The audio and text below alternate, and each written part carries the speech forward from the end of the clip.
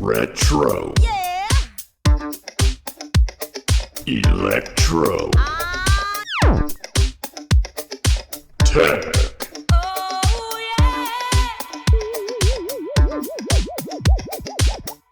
Hey, turn the lights back on. Wow. Retro electro tech.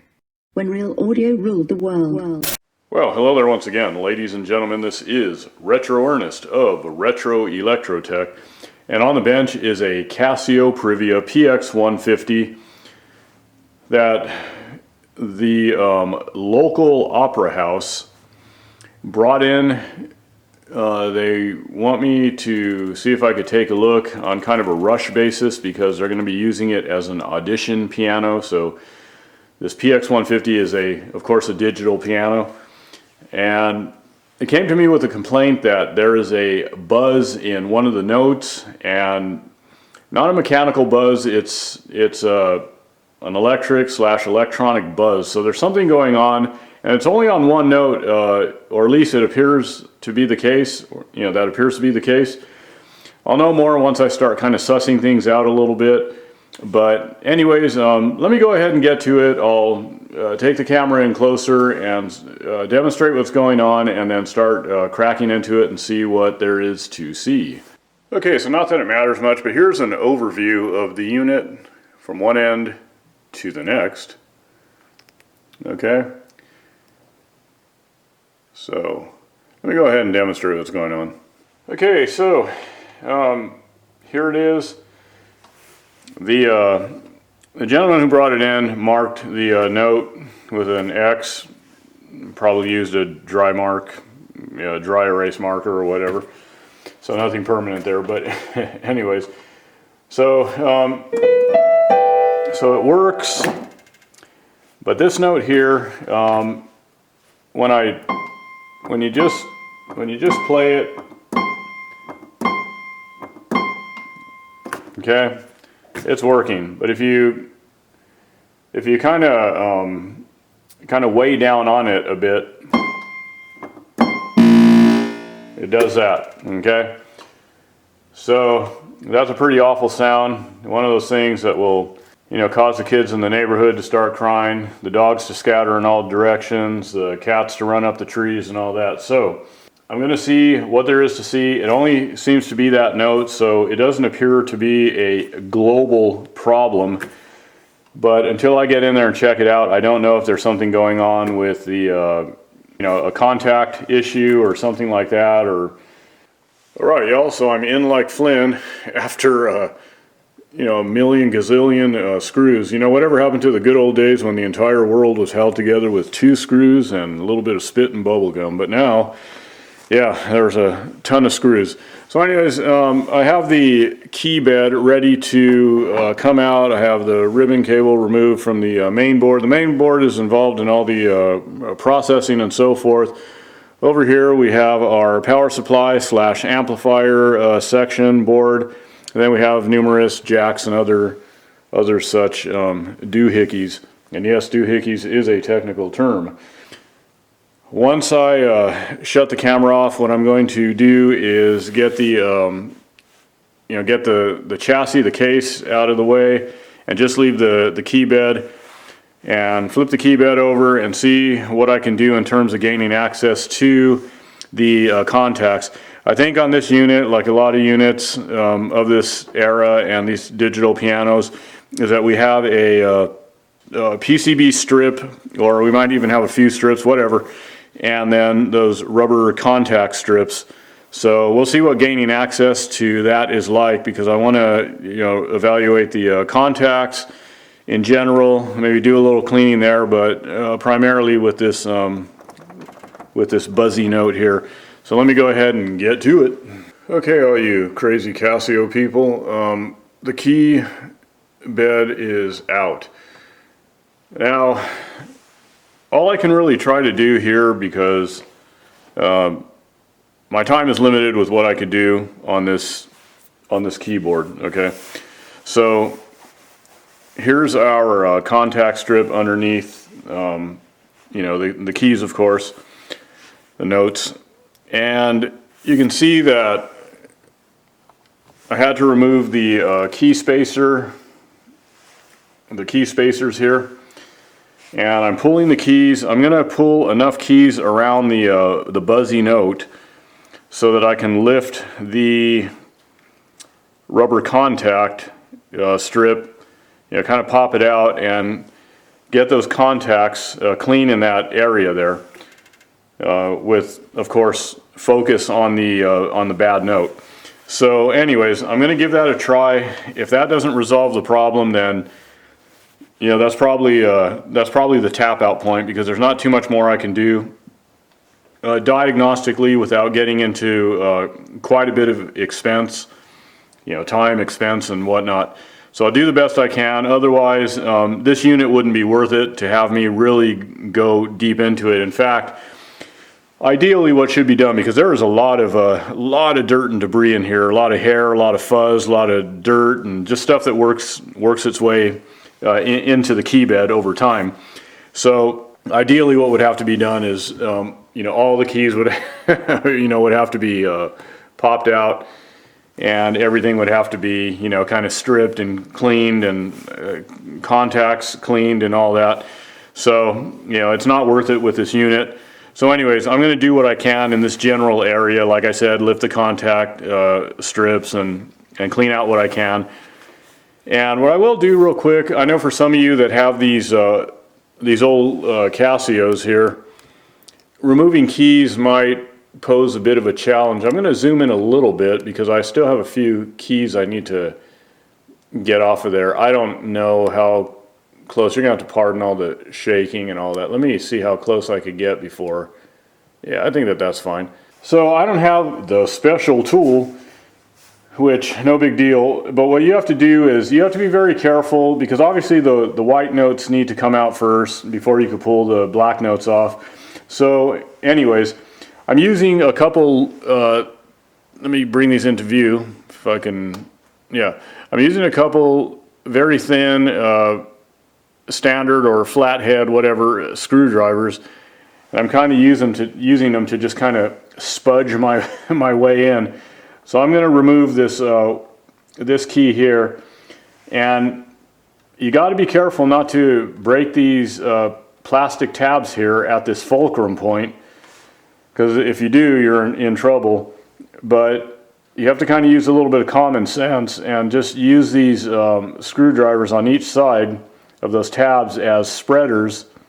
You see the way I'm doing that there? I'm just kind of spreading them, and it becomes pretty apparent when you're doing it.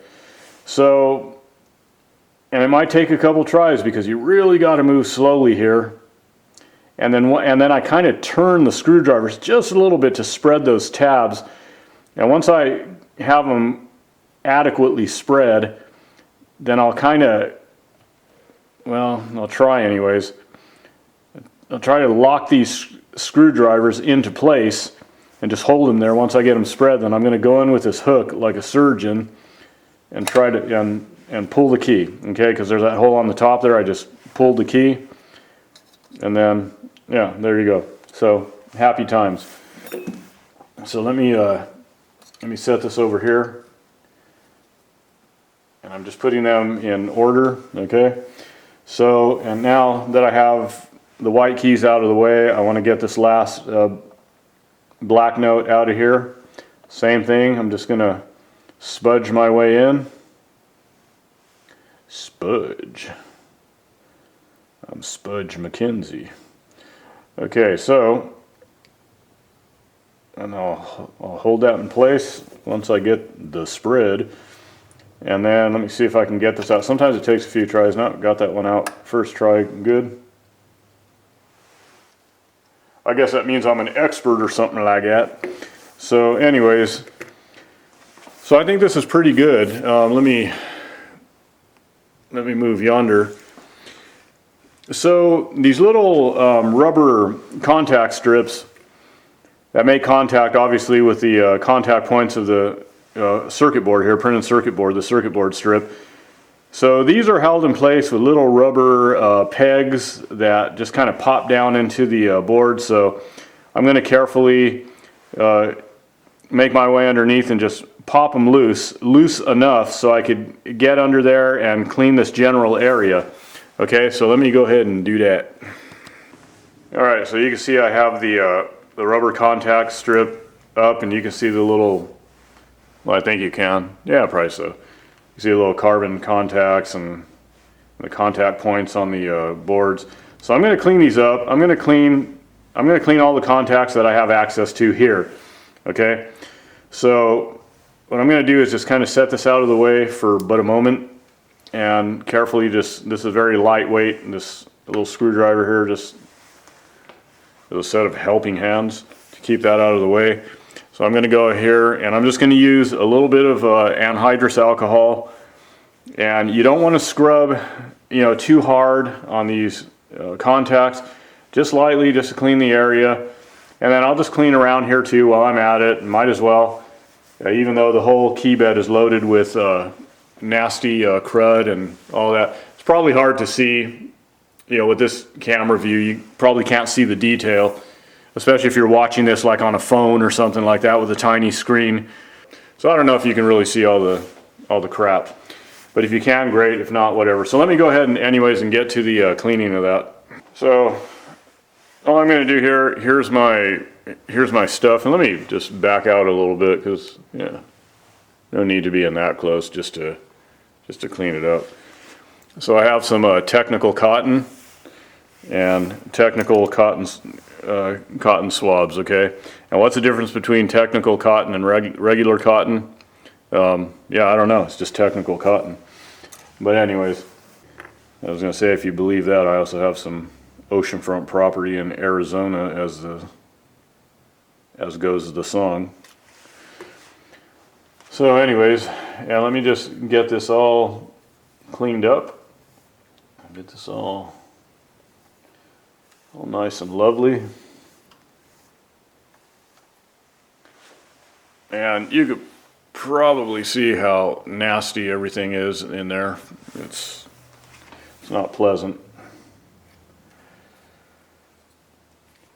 Yeah, I don't know how old this digital piano is. I didn't really look up that information, but yeah, it's had some time apparently for a lot of crap to work its way in, a lot of nastiness. You know, I'm just gonna clean these key guides because I have a lot of fuzz on them. There's only a few key guides here, and I'll reapply some silicone-based grease. All right, there's that. And now what I'm going to do is get a technical cotton swab, and then I'm going to just start cleaning these contacts in here. Like so. I think I'm in frame. Am I? Yeah, I'm in frame.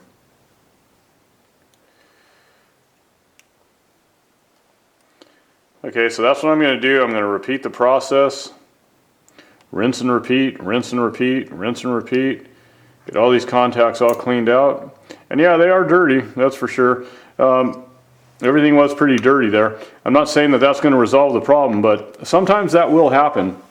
When you have dirty contacts, contaminants, and all that crap kind of interfering with the conductivity, then you will get sometimes buzzing and weird stuff like that. So hopefully that's the case, because that's really all I can do at this point. So I'm going to get that done, and then I'll be right back. All right, so everything's cleaned up, and the rubber contact strip is back in place. And for those of you working on this stuff, you know, obviously these things are out of warranty and all that, so you're probably working on your own stuff, trying to figure it out. When you get the contact strip laid back down, and you get those little rubber pins or posts, whatever you want to refer to them as, back into those holes that they pop out of, and to pop them back in, just use a paper clip, drop the paper clip down in the hole, and pop them in, you know, pop them in, and pop them in. And then just make sure they're all popped down. And don't push too hard, because you obviously don't want to puncture the rubber. A little bit of common sense kind of stuff, but yeah, just give them a little push. Nothing too hard and heavy. So yeah, that's looking good. All right, and then what I'm going to do also is re-grease those guides real quick, because I had to clean them up because they were all full of hair and nastiness. So I'm just going to use some lubricant here, some silicone-based grease.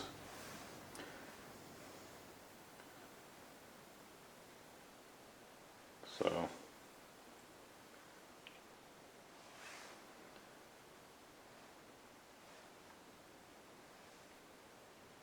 just like so, good enough. Okay, so there we go. We're all set. Let me get the keys back in, and then we'll go from there. Okay, everyone. So no dice. We still got the buzz. Okay. The one thing that I will mention real quick for those of you who are watching, aside from the individual who brought it in, is that if you don't lay down on the key too hard, if you don't really press down and get too heavy-handed, but once you lay down some oomph on the note, the C6 note, then there you go. So a heavy-handed player that's really getting down on it, especially if this thing is piped into the opera house's PA system. Getting a buzz like that through their system would scare people in the audience half to death if they use it for that. I don't know if they're just going to use it for just their rehearsals coming up this weekend. That would be fine, but I really wouldn't recommend using it for a show, especially unless somebody can really control their playing, and just be careful with this C6 note, just be aware of it. But I mean, to have to do that when you're playing a show, I don't know. But anyways, real quick, because I want to keep this short, I did what I could do. I can't go any further than that because there's really not the budget for it with this unit here. I mean, this isn't a high-end synth or digital piano or whatever that that I think they'd want to sink some time into.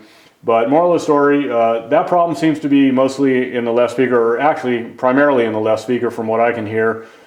And like I said, the concert mode, there's the three modes: concert, modern, and electric piano. It doesn't do it in electric piano mode. It does it in concert and modern.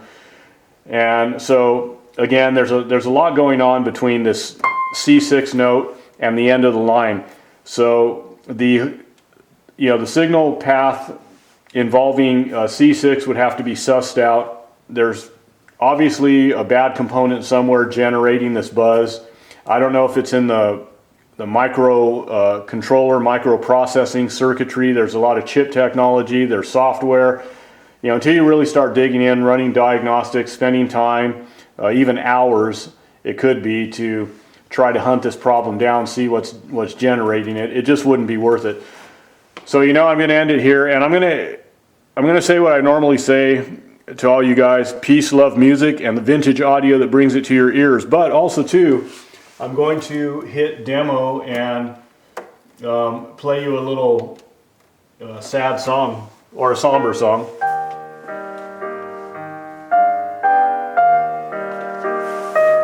So you all take care. Until next time. This has been a Spinning Head production.